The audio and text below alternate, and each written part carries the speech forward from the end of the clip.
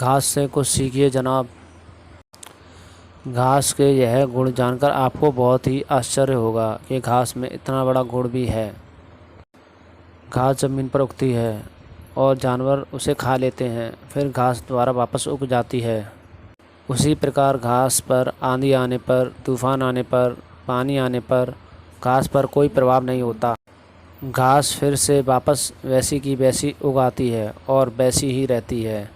आंधी, तूफान, नदी व पानी का कोई भी घास पर प्रभाव नहीं होता। वह हर मौसम में जैसी की वैसी ही बनी रहती है। वहीं आप दूसरी तरफ देखोगे बांस के पेड़ को। बांस के पेड़ किसी बहुत लंबा होता है, बहुत बड़ा होता है, काफ़ी लंबे लंबे बांस के पेड़ होते हैं। पर एक तूफ़ान आंधी आने पर बांस के सारे पेड़ उखड़े के उखड़े रह जाते हैं, पूरे जड़ से उखड़ जाते हैं।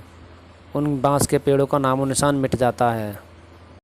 इसी तरह मनुष्य का अहंकार है, वह भी एक दिन इसी तरह उखड़ जाता है।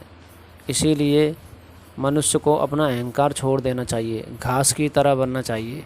चाहे कैसा भी मौसम हो, सर्द हो, गर्म हो, धूप हो, छाँव हो, नदी हो, बारिश हो, पानी हो, घास वैसी की वैसी ही बनी रहती है।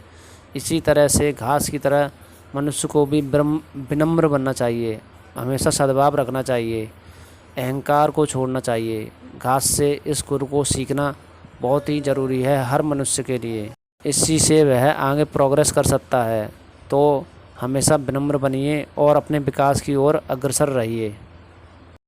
ऐसी ही जानकारी के लिए मेरे चैनल को सब्सक्राइब कीजिए, लाइक कीजिए एंड शेयर कीजिए। Okay, bye bye and take care.